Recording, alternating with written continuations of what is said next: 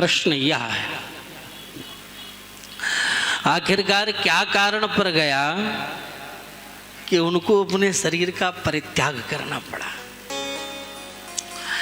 और शरीर को तो परित्याग कर दिया, लेकिन फिर वही माता पार्वती के रूप में प्रकट हुई। किसकी पुत्री बन करके? महाराज हिमांचल की बेटी। माता जी का नाम मैना। तो आखिर मैना की ही पुत्री क्यों बनी? प्रश्न यह है। अरे भाई, और किसी की बेटी बन सकती थी, आखिर मैना की ही बेटी क्यों बनी? क्या ऐसा कारण था?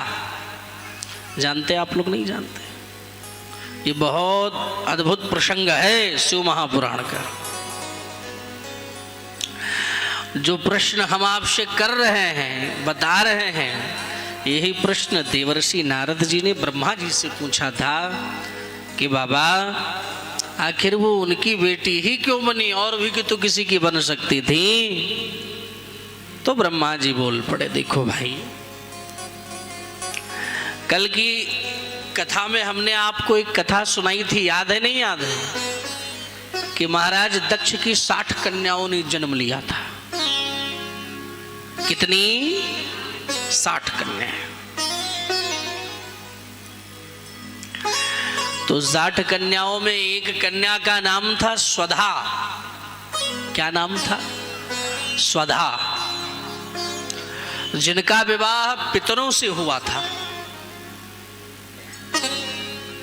और जब पितरों के साथ उनका विवाह हुआ स्वधा देवी का, तो उनकी स्वधा की भी 3 बेटियां हुई। कितनी? 3 बेटियां। एक का नाम मैना, और दूसरे का नाम धन्या, और तीसरे का नाम कलावती। ये 3 बेटियां। लेकिन मूर्तिजापुर वालों, ये तीनों इतनी तपस्विनी हैं, इतनी पावरफुल हैं कि ये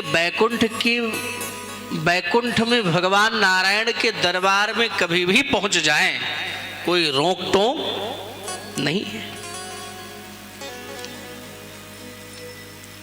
एक बार की बात है कि ये तीनों बहनें श्वेतदीप भगवान नारायण के दर्शन के लिए क्षीर सागर बैकुंठ पहुंच गई, और वहां प्रभु को प्रणाम करके फिर वहीं रुक गई, एक साइड में जाकर बैठ गई। और तब तक क्या हुआ कि सनक, सनंदन, सनातन, सनत कुमार, ये चारों भाई पहुंच गए। तो सनकादिक सनत कुमारों को देखकर समस्त ऋषि मुनि उठ करके खड़े हो गए, सम्मान किए संतों का। लेकिन ये तीनों बहनें खड़ी नहीं हुई। तो संतों को बड़ा क्रोध आया कि देखो, इनको उठ करके हमारा सम्मान करना चाहिए। सब लोग उठे और ये नहीं उठी। और अगर आज इनको दंड नहीं देंगे तो ये आगे चल करके ज्यादा उदंड हो जाएंगे। तो बड़ा क्रोध आया।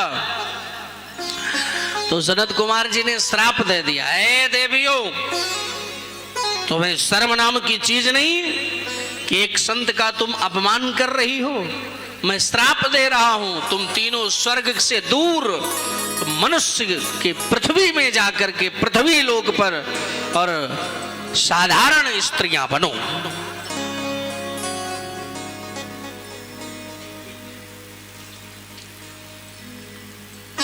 तो अपराध हुआ महाराज, क्षमा करें हे मुनि श्रेष्ठ, हमसे बहुत बड़ी गलती हो गई, हमें क्षमा कर दें। क्षमा याचना करने लगी देविया कि हे प्रभु, हमसे गलती हो गई, क्षमा कर दो, क्षमा कर दो। अच्छा, एक बात तो आप जानते होंगे कि संत लोग क्रोधित तो जल्दी होते नहीं, और अगर क्रोध में आ भी गए तो भी संत हृदय नवनीत समाना। संतों का हृदय तो नवनीत समतुपन्नम सर्व संतोष कारकम। नवनीत मीनिंग मक्खन, समझ रहे? नहीं समझ? माखन। ऐसे कोमलांग होते हैं संतों के हृदय तो अत्यंत रीझ गए कि हे देवी, हमने आपको श्राप तो दे दिया, अब वो श्राप तो मिथ्या झूठा होगा नहीं, परंतु एक आशीर्वाद भी दे रहा हूं। क्या आशीर्वाद दिया? कह रहे हैं तुम्हारा नाम मैना है ना, तो तुम मैना बनकर के ही जन्म लोगी और हिमांचल पर्वतराज हिमालय के साथ तुम्हारा विवाह होगा और तुम उनकी पत्नी बनोगी। लेकिन विशेष आशीर्वाद क्या है कि तुम्हारे गर्भ से साक्षात जगदम्बा का जन्म होगा। तुम्हारे गर्भ से साक्षात जगदम्बा का जन्म होगा और जब तुम्हारे घर में जगदम्बा आएंगी, तुम्हारे दामाद बनेंगे भगवान शंकर। सोई बड़ी गदगद हो गई। जय हो महाराज, फिर तो ये श्राप नहीं, ये तो आशीर्वाद आपने, ये तो हमारे लिए श्राप भी आशीर्वाद बन गया कि भाई हमारे दामाद भगवान शंकर हों, इससे बड़ी बात और क्या हो सकती है। और दूसरी, जिनका नाम धन्या, उनसे कहा कि तुम्हारा नाम धन्या है तो पृथ्वी में तुम्हारा विवाह महाराज जनक जी के साथ में होगा। किसके साथ? जोर से बोलो। जनक जी के साथ में होगा और तुम्हारा नाम वहां पर होगा सुनैना। क्या होगा?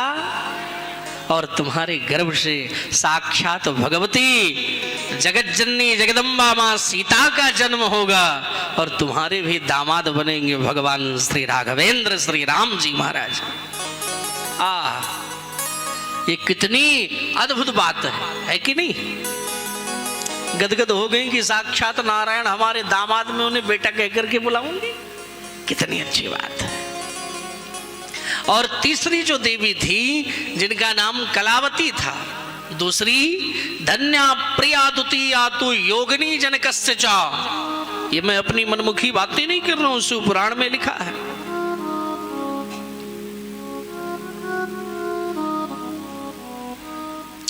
कि धन्या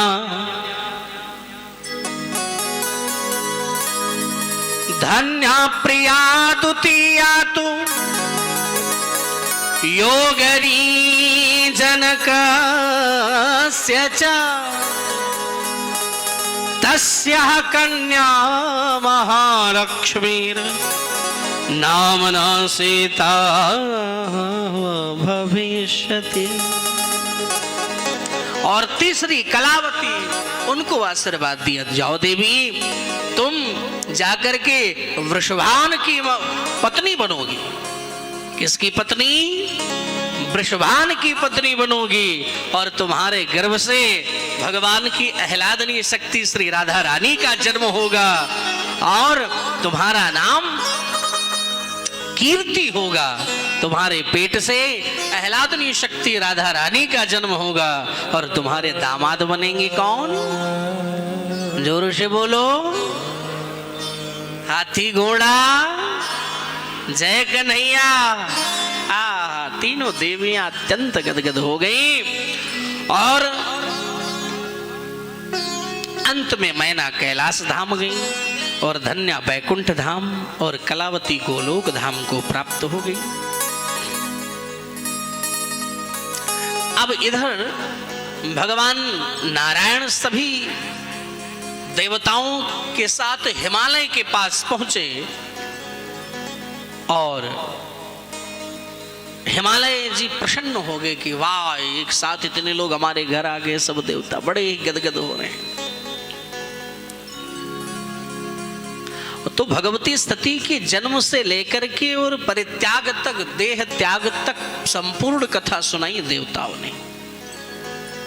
और देवताओं ने निवेदन भी किया कि आप भगवती का आराधन करो, जिससे भगवती प्रसन्न हो गई तो आप पर विशेष कृपा करेंगी, आपके यहां ही अवतार लेंगी देवी। अच्छा, ये जानकारी जब महाराज हिमालय को मिली तो भगवती की खूब आराधना की, डट करके आराधना की महाराज, थोड़ा बहुत नहीं। फिर कितने वर्ष? 27 वर्ष तक कठोर तपस्या महारानी मैना ने और महाराज हिमालय ने किया, तो भगवती प्रकट हुई है। और भगवती प्रकट होती हैं तो मैना भगवती की स्तुति करना चाहती है, लेकिन कुछ कर नहीं पा रही। जैसे तैसे बोल रही हैं क्या कि महामाया जगद्धात्री चंडिकाम लोक धारिणी प्रणमामि महादेवी सर्व कामार्थदायिनी।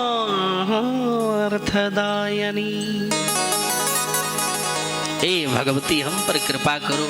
तो भगवती उमा देवी ने तो हृदय से मैना को लगा लिया कि माँ मैं आपकी ही बेटी बन करके आऊंगी, आप घबराइएगा नहीं।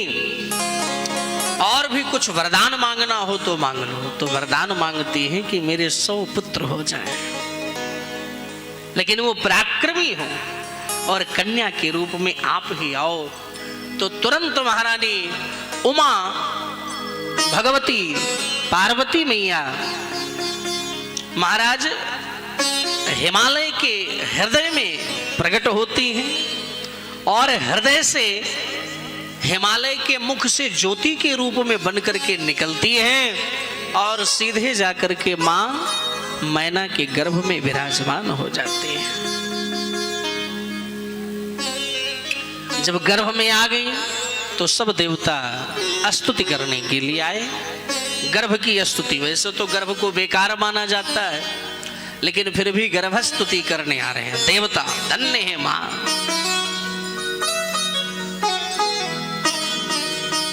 कैसे कर रहे हैं स्तुति? दुर्गे जय जय प्राज्ञे जगदम्बो महेश्वरी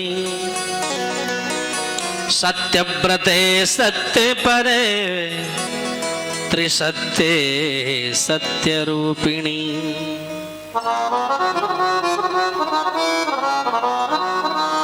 सत्यस्थे सत्यसुप्रीते सत्ययोने च सत्यता सत्यवक्त्रे सत्यनेत्रे प्रपन्ना शरणं च ते। किस प्रकार से सत्य सत्य कह करके गर्भ की स्तुति की जा रही है। और एक बात और बताओ, ध्यान देना, जब भागवत में आप भागवत की कथा सुने तो जब भगवान कृष्ण अपनी माँ के गर्भ में पधारते हैं तो वहां भी देवता स्तुति करते हैं, तो वो भी सत्य ही सत्य कहते हैं। क्या? सत्यव्रतम सत्य परम त्रिसत्यम सत्यस्य योनिम निहतम च सत्ये सत्यस्य सत्यमृत सत्य नेत्रम सत्यात्मिकां त्वां शरणं प्रपन्ना। सत्य सत्य कहकर के भगवान कृष्ण को भी प्रतिपादन देवता कर रहे हैं। और आज भगवती उमा को भी यही कह रहे हैं देवता। क्या? सत्यव्रते सत्य परे त्रिसत्ये सत्य रूपिणी। इतने नहीं, सत्यस्थे सत्य सुप्रीते सत्य योनि च सत्यता सत्य वक्त्रे सत्य नेत्रे प्रपन्ना शरणं च ते। धीरे धीरे 10 महीना व्यतीत हो गया। पृथ्वी पर नाना प्रकार के मंगल होने लगे। ऐसा लग रहा है एकदम जल सब नदियों के निर्मल हो गए। मुनियों के अग्निकुंड में अग्नि स्वतः प्रज्वलित हो जा रही है। प्रज्वलित करना नहीं पड़ रहा है, अपने आप प्रज्वलित हो जा रही है। शीतल मंद सुगंधित हवा चलने लगी। आकाश निर्मल हो गया। देवता पुष्प वृष्टि करने लगे। उसी समय भगवती दुर्गा रात्रि के ठीक 12 बजे मैना के सन्मुख प्रकट हो गई। बोल दुर्गा मैया की जय हो, पार्वती मैया की जय हो। भगवती ने प्रकट होकर के माता मैना कि उनकी पूर्व जन्म का स्मरण कराया और कहा कि मैं शिव की आदि शक्ति हूँ और मैं उनकी प्रिया बनकर सज्जनों का उद्धार करूंगी। तार्यस्यामि सज्जनाना, सारी बातें बताते कि आप सुधा की पुत्री हैं, ऐसा ऐसा आपने किया था तो आपको श्राप लगा था, यानी संपूर्ण बातें उनको बता रहे हैं। उसमें जरा भी कोई ऐसा नहीं कि कुछ संदेह है, बस किसी शब्द को छुपा रही है। संपूर्ण रहस्य को मां भगवती पार्वती देवी ने मां को सुनाया। लेकिन आज सभी प्रसन्न हो रहे हैं। भगवती पार्वती के प्राकट्य से सबके मन में बड़ी प्रसन्नता है और प्रसन्नता होनी चाहिए। कारण क्या है कि हम लोग अगर हमारे घर में बेटा हो जाए तो लोग बड़े प्रसन्न होते कि हमारे घर में बेटा हुआ, बेटा हुआ, हमारे घर में बेटा होगा। कितना कितना पैसा लोग खर्च करते हैं, बैंड बुलवाते, बाजा बुलवाते, लड्डू पेड़ा बांटते, लेकिन अगर बेटी हो जाए ना तो चेहरा लोगों का सूख जाता है। क्या हुआ? बेटी। जैसे बेटी इनका कितना बड़ा नुकसान कर गई। लोग कहते हैं बेटी हो गई तो अच्छा, एक बात और बताओ, बेटी होने से कभी किसी को दुख नहीं करना चाहिए। अगर बेटी हमारे घर में आ गई तो ये समझ लेना कि अगर तुम्हारे जीवन में कोई कष्ट भी था आज तक, तो वो साक्षात देवी हैं, वो संपूर्ण कष्ट का निवारण करने के लिए आई हैं। इसलिए कभी घबराना नहीं चाहिए। अगर बेटी आई घर में तो और प्रसन्नता होनी चाहिए और खुशियां मनाना। बेटे के जन्म पर भले ही आप प्रसन्नता जाहिर ना कर पाओ, करना चाहिए, लेकिन अगर बेटी हो गई है तो 4 गुना ज्यादा प्रसन्नता जाहिर करना चाहिए। खूब लड्डू पेड़ा वितरण करो कि साक्षात देवी आ गई। इसलिए घबराना नहीं चाहिए। और एक बात और मैं कहना चाहूंगा, माताएं जब सास बन जाती है ना, बहनें हमारी जब सास बन जाती है तो सास का भी कर्तव्य होना चाहिए कि अगर आपकी बहू को अगर बेटी हो गई तो उनको ताना मारना भी छोड़ देना। सास लोग ताने बहुत सुनाती है, अगर बेटी हो जाए तो उनका जीना मुश्किल कर देती है। ऐसे ऐसे ढूंढ ढूंढ करके वर्ड तलाश तलाश करके बोलती है। अरे ये तो तुम्हें सोचना चाहिए कि तुम्हारा सौभाग्य है। ध्यान देना कि अगर बेटा हो गया तो ये तुम्हारा भाग्य है, लेकिन अगर बेटी घर में आ गई तो ये तुम्हारा परम सौभाग्य है मेरे भाई बहन। इसलिए वहां पर जरा सा भी संकोच नहीं करना चाहिए कि बेटी हो गई अब तो सारा माहौल बिगड़ गया। ये संपूर्ण सास लोगों से मैं प्रार्थना करूंगा, अपनी माताओं से, कि हमारी बहनों को किसी प्रकार का ताने मत सुनाना। ये तुम्हारा सौभाग्य है, तुम्हारे घर में साक्षात लक्ष्मी आई और उनका रिस्पेक्ट करो, सम्मान करो, फिर देखना कितनी सुंदर कृपा होती है। आपके घर में और कृपा बढ़ती जाएगी भगवान की। और बेटी होते ही चेहरा लटक जाएगा ना तो बना हुआ काम भी जो है तुम्हारा बिगड़ सकता है। इसलिए सावधान रहना, बोलना पड़ेगा हर हर महा